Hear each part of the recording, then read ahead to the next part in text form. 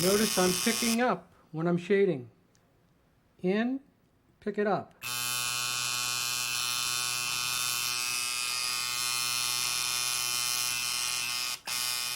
When shading, try to get in as close as you can to the line before you shade out, without actually going into the line.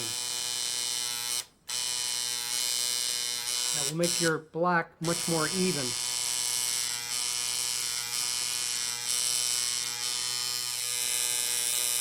If you'll notice when I'm shading the black, I'm actually taking the machine and doing this with it in this motion, because remember, this is a rounder object and you have to give it some depth coming around. You can't run straight out with it because it'll be very flat.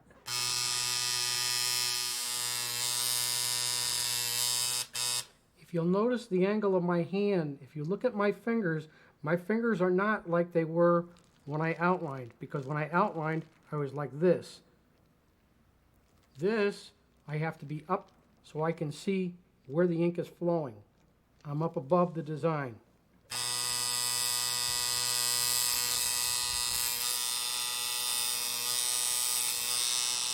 Alright, we're going to do some shading. We're going to shade from the bottom here. And we're going to do it again in a circular form. Get more of a rounding effect on the design.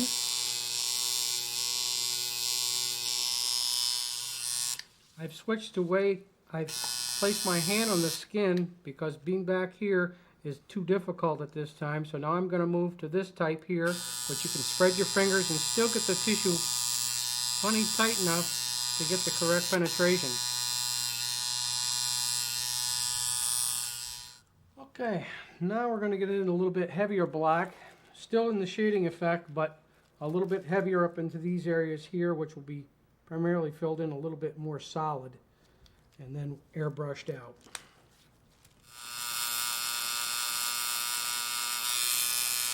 When we're doing more of the solid type work in here for the harder black, if you'll notice I'm working in small circular motions such as this here to be more thorough. If I was to take the tattoo machine and do this, it would not be very thorough and there'd be holes all through the black. Notice that my fingers are in a different position again. They're not down here like I did when I lined. When you're lining, you have to be down. When you shade, sometimes you have to be up above so you can see what you're doing.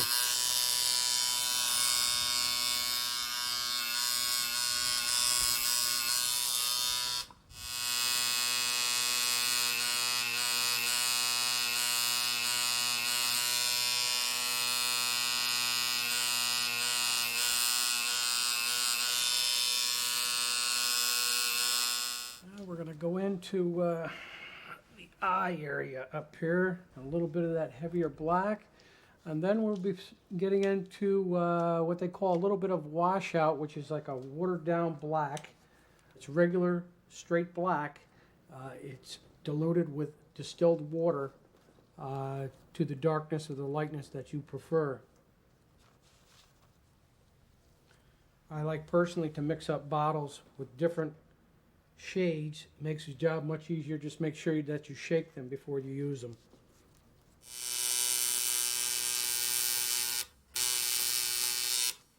If you'll look, the black is much different. This is a very light black. It will be light when it heals too, but it's a totally different effect than the heavy black.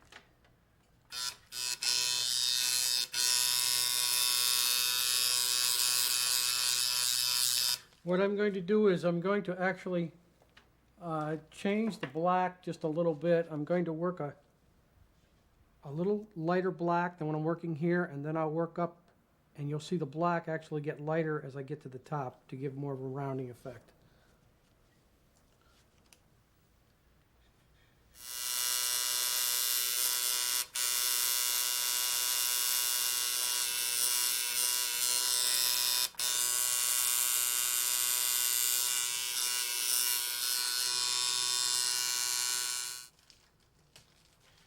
I'm going to put a little bit of just distilled water in one of these cups here that I haven't used because I'd like to get just a little bit lighter effect.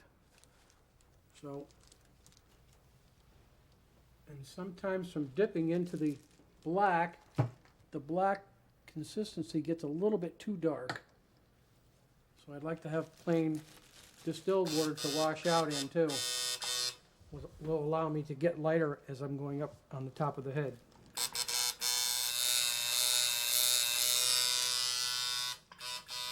If you'll notice the different tones of black as I went up. A little darker, a little lighter, a little lighter, a little lighter. Okay, our tattoo has been checked over and now we're about ready to wrap this up. We're going to use a little bit of bacitracin ointment, a very light amount. We're going to bandage it up. We're going to leave the bandage on for an hour. Wash it off with cold water and soap. Make sure you use your hands on this. Don't use a cloth on this because the skin tissue is very soft. And if you go on the skin tissue with a cloth, you'll actually rough it up and you'll tear a hole in it because the skin is very soft. And if you look, there's no holes in the tattoo. The tissue has not been torn. Very important, along with working off the points of the needles. That's what this is all about. This is a non-stick gauze, so your customer will definitely appreciate that when he takes this off. If you place a type of gauze on here that will stick fast, it will pull at the tattoo and possibly put a rip in the skin tissue. Okay, we're going to tape it up now. We're going to use a paper tape some tattoo artists use, or use a plastic tape. Works very well.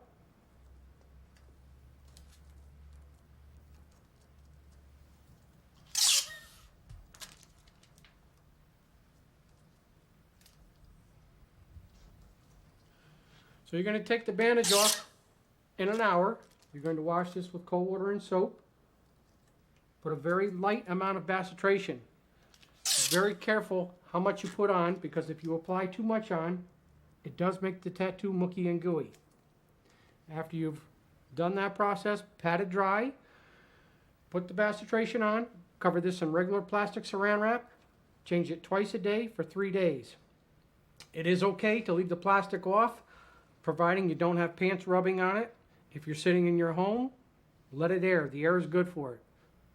Still, make sure it has the bacitracin on it. After 3 days, stop using it. Apply a little bit of cocoa butter, aloe vera lotion, anything of that nature. Any kind of moisturizer works very well.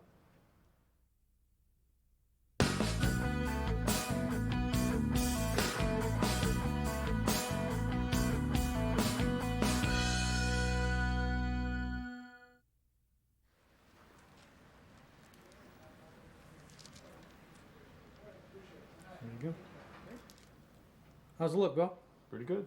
Okay, center it up nice. Yeah. Okay. Ready to go. Okay, we're going to start our new outline. Remember, at the bottom,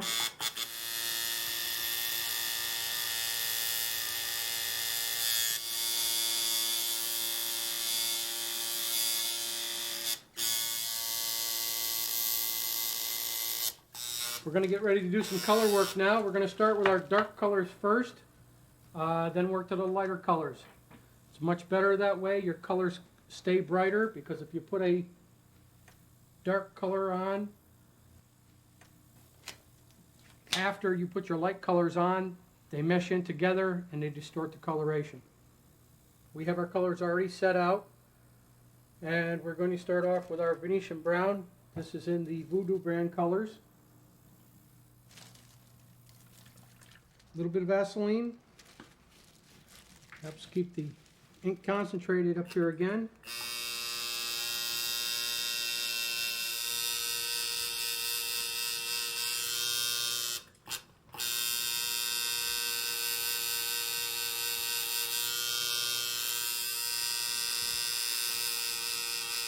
Leave the end areas for highlighting, deciding on whether you're going to leave a skin color or you put a lighter shade of brown or possibly even a white highlighting.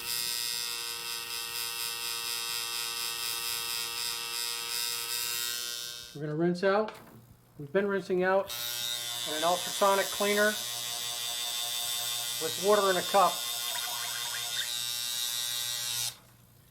This cleans out the color so you don't get what they call a flushback in tattooing, which will be a mixture of a brown and your next color, which would give you a distorted looking color into the skin. As you see, we're not picking up anything.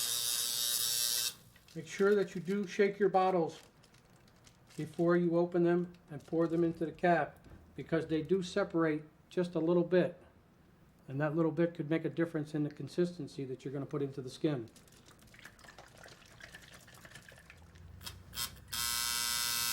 Okay, again, we're going to start at the bottom of the design.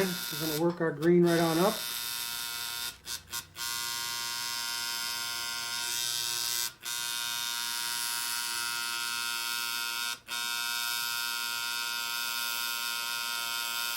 Remember, small circular motion. Small spaces.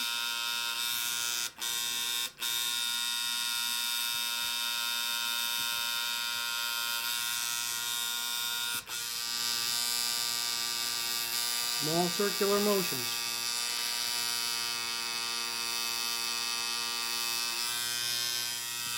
This type of work here is a little tougher to do sometimes if you've got the wrong type of machine set up as far as a shader or a liner. This is being done with a 7-needle outliner and a 4-needle flat shader. Again, because the 4-needle flat shader does allow you to put a lot of ink in, but still get inside the tight areas. Sometimes with a bigger needle, you can't get inside and get things nice and tight. See how tight you can get in with that 4-needle shader, but it still packs the color.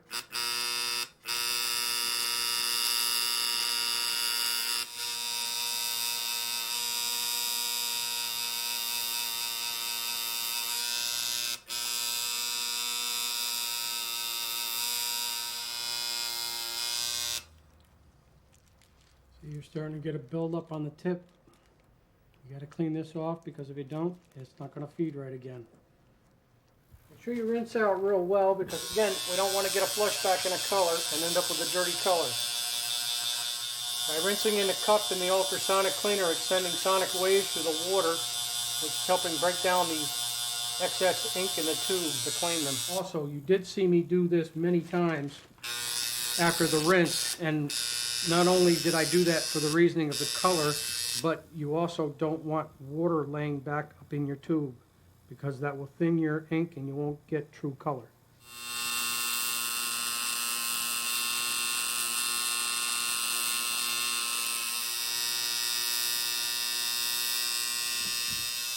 Nice and easy with that orange. Take it and shade it out, because you're actually going to come in there and you're going to work some nice bright yellow into it.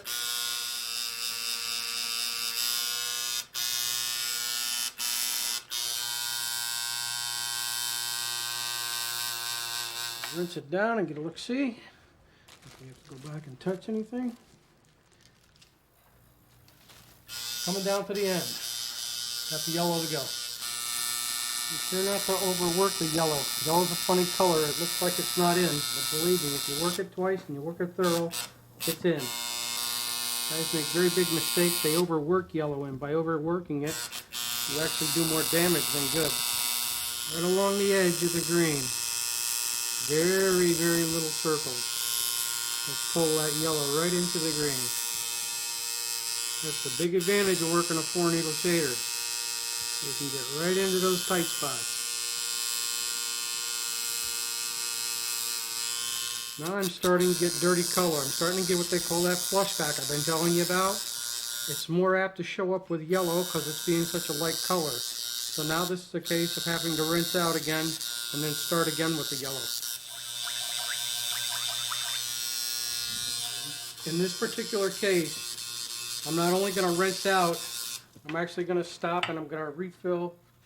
Over here I'm going to fill up a new cap full of yellow, because I'm going to take this and show you, if you look at the yellow on the surface, there's distortion in the color.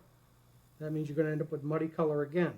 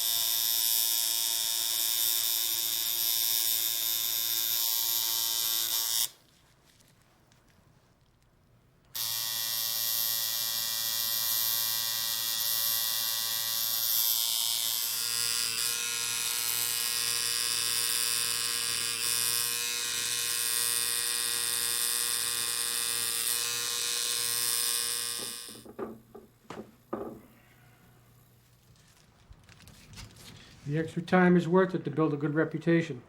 People respect you and will come back to you for that, believe me. So you're going to take the bandage off in about an hour, wash it off with cold water and soap, make sure you use your hands on it, pat it dry, put a very light coat of bacitration on it, cover it up in regular plastic saran wrap, change it twice a day for 3 days, no longer than 3 days. Do not over apply the bacitration. If you do, you'll make it mucky and gooey. Very good. Okay? All right, thank you, sir. Thank you very much.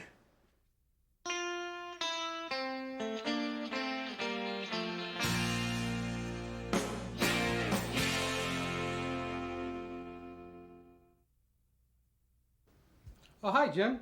I got your scorpion design done for you. I did a hand-cut stencil for you, so we should be able to get that to fit on there quite well. What I probably need you to do first is kind of open up your shirt there, and we'll just kind of set it up here so we can get a look-see at it, how it's going to fit you. And let's place it in there. Let's tip it a little bit more. And that's perfect. Looks good. We've got a winner right there. Right now I'm going to place some stencil powder on here and I'm going to rub it off, and then I'm going to tap off the excess. And after doing a setup with the machines and prepping Jim's skin, I'm going to apply some Vaseline to the skin area, which will make the stencil powder stick to the skin, and that's what I'll be tattooing from. These stencils that you make for people are single use. They're not made to reuse. And as you see, the black stencil powder is actually going into the little cracks that I etched into the plastic with the stencil cutter. You want to make sure to dab off the excess powder so you don't make a mess on the skin. And as now, our acetate stencil is prepared to use. If you look, the black is all in the cracks. Okay, Jim, we're going to get you ready to do your cover up now. I'm going to clean your skin down.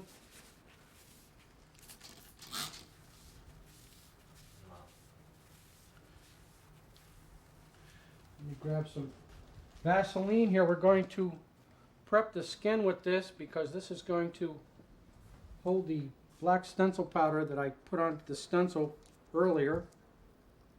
You want to be very careful how much you put on. You want to make the skin a little tacky. Okay, Jim, take your hands out of your pockets, please. Very important part of when you do any type of tattooing like this, arm work, make sure that you get your customer to stand up. Because if he's laying down, when you apply a stencil of any kind, it will be in a different position when he stands. This is back to where I had talked earlier about positioning. It makes it easy to position with an acetate stencil. Put it on, press it, catch it from the corner. Now you're prepared to do your tattoo work.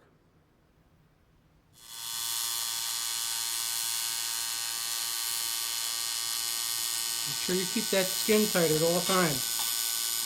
If you notice, I am going back and forth on each side, trying to bring the sides up semi-equally so I'm not coming in contact with any of the stencil as I'm working. We're going to wash it down. We'll get a look-see. If there's any touch-up work that needs to be done, we'll do it at this time.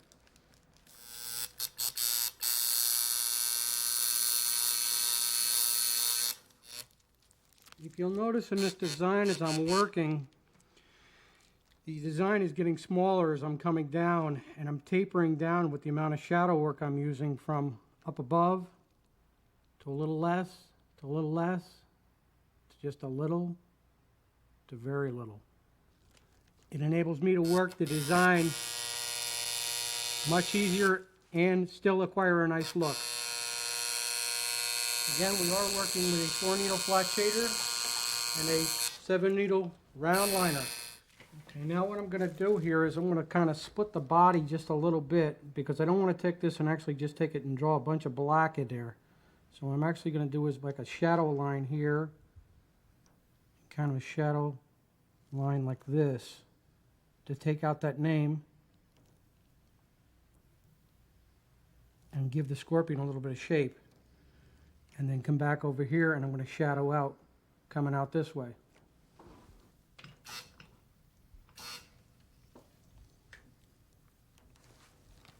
I'm going to do it very light. I can always go darker, but I can't go lighter.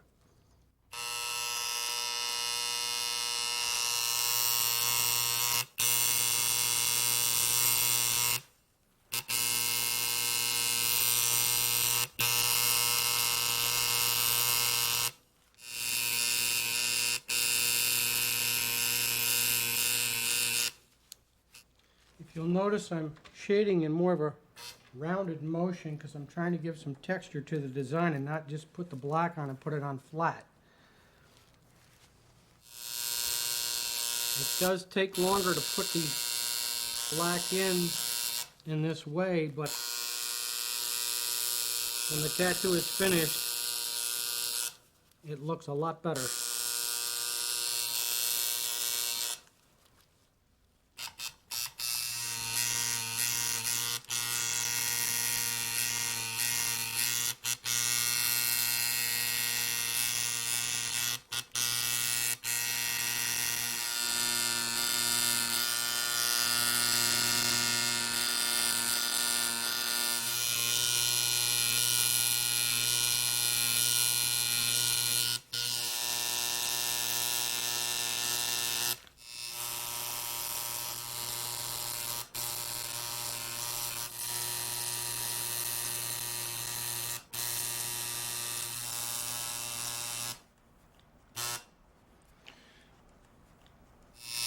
This is more of a shadowing effect just to show that there would be an image on there and it would actually cast a shadow up on the upper section because the light is coming from the front, casting a shadow off the body onto the skin. Try to give a little bit more realism to the actual design itself. It helps to complement the heavier black too, because when this actually heals, this is the washout black again, which will be very light, and it will be nice because you will have a couple of different contrasts on the actual design versus just the black itself. That's pretty much going to complete our cover-up. As you see, we didn't do a complete black tattoo, which is not necessary to do with cover-up work if you learn to put texture in designs and move black around to give shape. That's where a little bit of the creativity comes in, and you have to visualize what you're going to do before you actually put it on the skin. Different cover-ups require different techniques, but black is your basic cover-up. You don't want to go in and hammer a lot of black in because you see so much of that. But if you can work it into a design and still give it texture, it does help the design a lot in the end.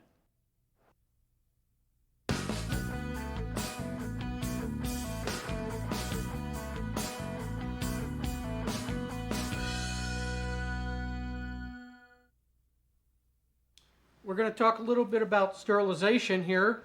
There's many different types out there today. There's steam, dry heat, and liquid.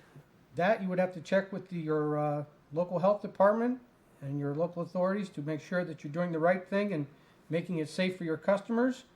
There's also lots of different types of autoclave bags offered. The autoclave bags also come with an autoclave indicator on them, so your health department can check to make sure you're doing the right thing.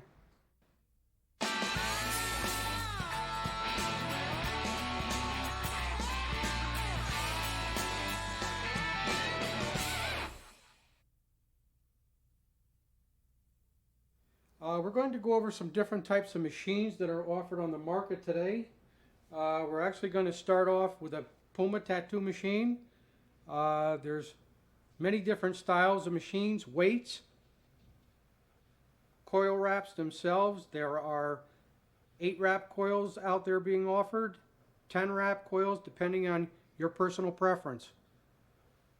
This machine here is a 14 needle round shader used for your variants of different types of tattooing.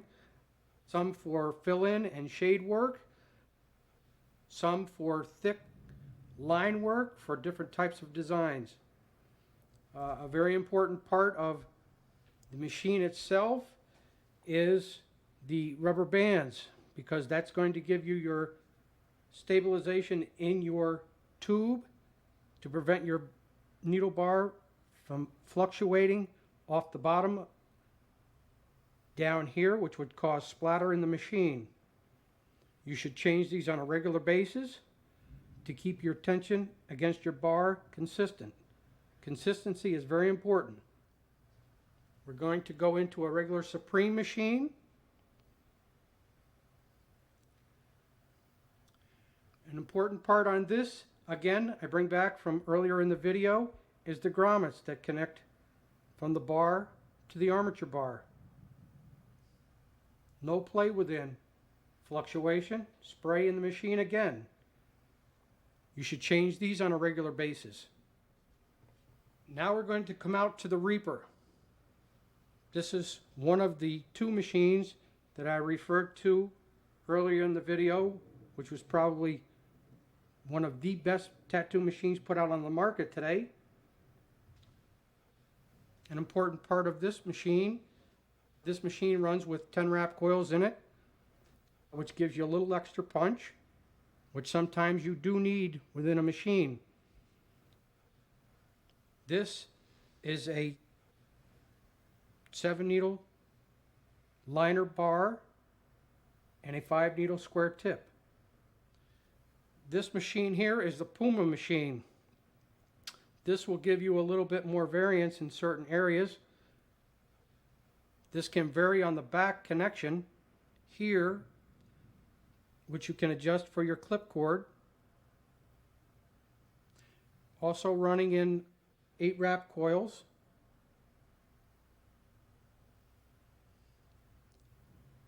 All the machines that you see here run with capacitors on them. You can vary on the capacitor themselves. This is a 6-needle flat shader. This is the Wolverine. This goes with the Reaper. An important part with these machines, as is all machines, you never, ever pick up a machine and press on the front springs. If you do that, you will throw the whole adjustment of the machine out, because it's very important to stay consistent on your contact point and your contact screw being the same gap. Okay, this here is a lightweight machine. It's exactly what it says it is. It's a lightweight. It's lighter than a lot of these other machines and feels more comfortable in the hand. Again, it's a personal preference. An important part of the spring setup in the machine is to make sure that you don't get a carbon buildup between your contact point and your contact screw. That you can take and file out with a contact file.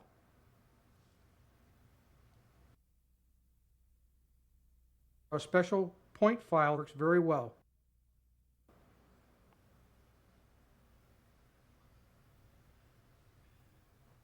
Now I'm going to show you the Stinger machine, which is primarily used for outlining. Again, it's a very fast machine, puts a very nice outline down. This rubber piece here is primarily there for more support for the spring, so the spring doesn't lose its spring tension quite so quickly. Keeps your machine in adjustment a bit longer.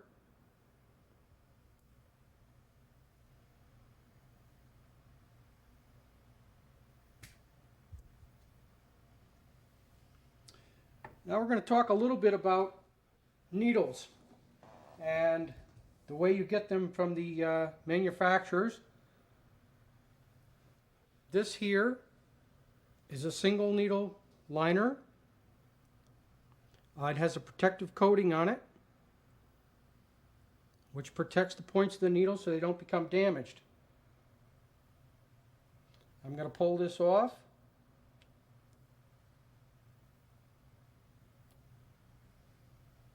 And if you look, there's one single needle in there. It makes a very fine line. You have to pick your work for this particular type needle as well as any other. It makes a very fine line.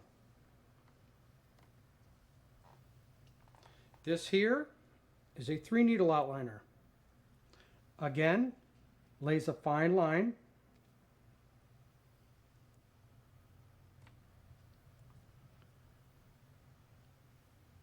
This is a 4-needle outliner. You will need all different sizes of needles to do the proper jobs during your tattooing procedures. Sometimes you will actually probably set up 3, 4, 5 machines sometimes to do one particular tattoo to acquire a certain style. This here is a 5-needle round liner. The line will get a little bit fatter the more needles that you add into the group.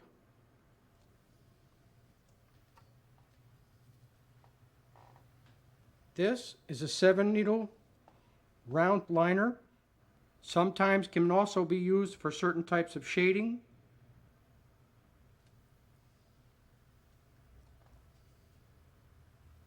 Okay, this is a 4-needle flat shader, which is a very good needle to use. It does fill a nice size area in, and it does allow you to get into tight areas.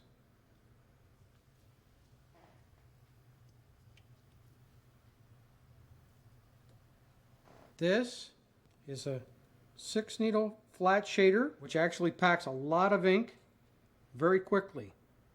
It's not as easy to maneuver around, but it is great for packing in big areas.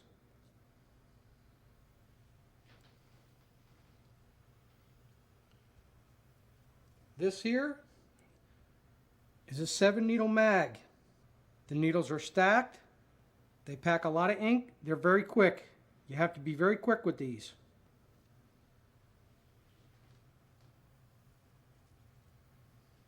This is an 11-needle mag. Packs a lot of ink. Very quick. If you'll notice, I've been going through pulling off these little ends off the needles here. That's a protective coating, as we talked about earlier. This is an 8-needle round, sometimes used for shading, sometimes for lining. Again, personal preference, particular type design makes all the difference.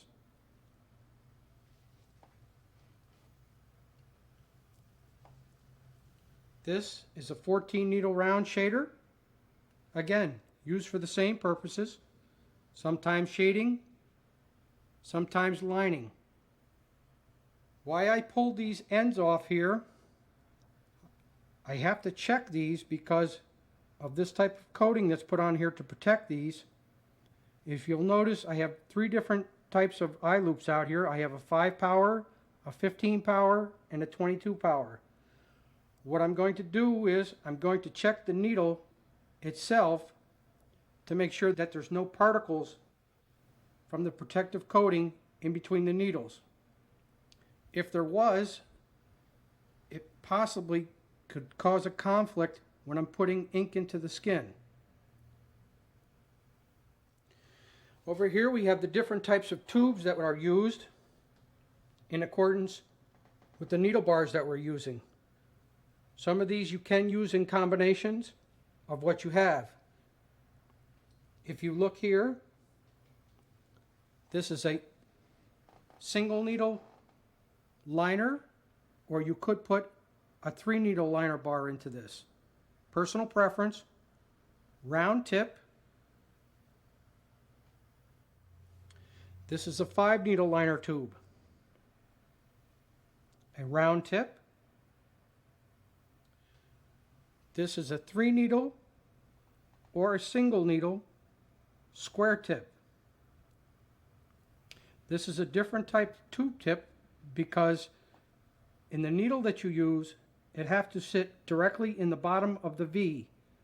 If it doesn't, it will not feed correctly for you. This, you could use an 8 needle round in. This is also a liner or possibly a filler, depending upon what your preference is. This here is a 14 needle shader tube, round tipped, for filling or lining on occasion. This is a flat shader tube. You can use a magnum in this. You can use a flat.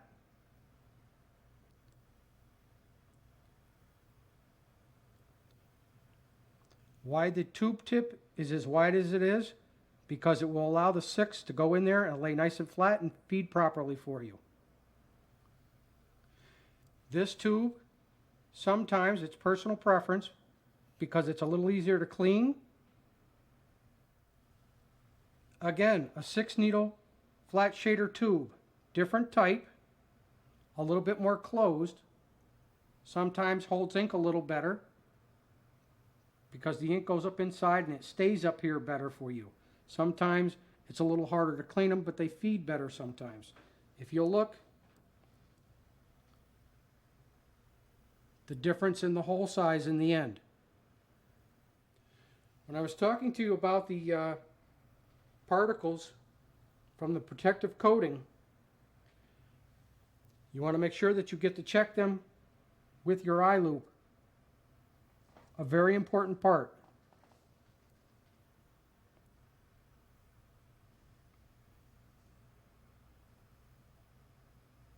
You should clean your needle bars before autoclaving them. This particular eye loop is good for seeing particles in here and setting up your needle bars in your machines. If you're looking for a damaged needle that you had bumped, you're better to go to like a 15 or a 22. It will give you a closer view on the needle itself and the point.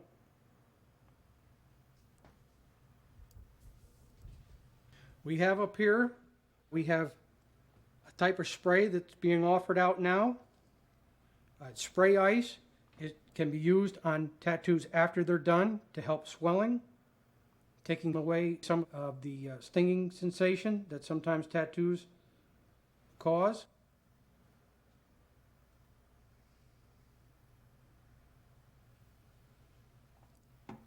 And Hibiclens, which we use when applying a paper stencil.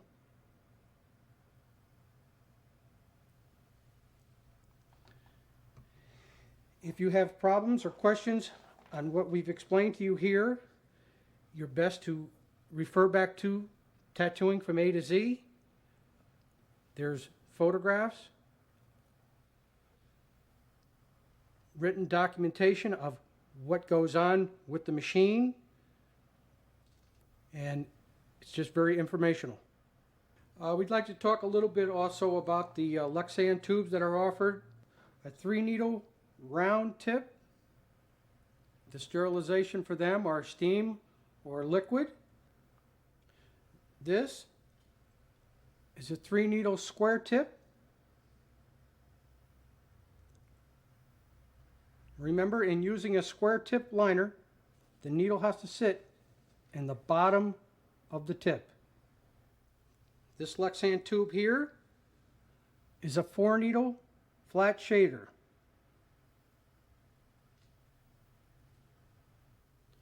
This Lexan tube is a 6 needle flat shader, primarily all for disposable.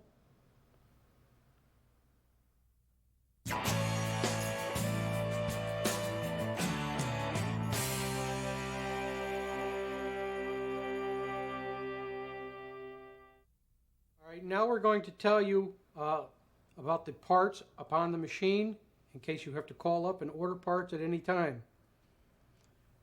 From the top, we have a front binding post, which is the post that runs across here. We have a back binding post, which is a back connection to your clip cord.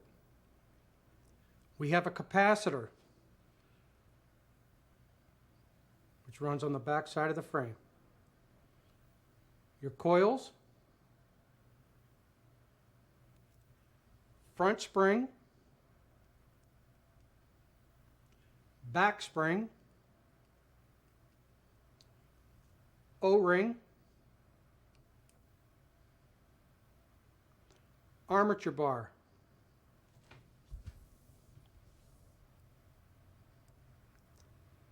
armature bar nipple,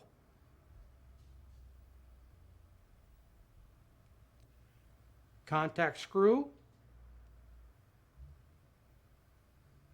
contact point, needle bar, tube, tube tip guard,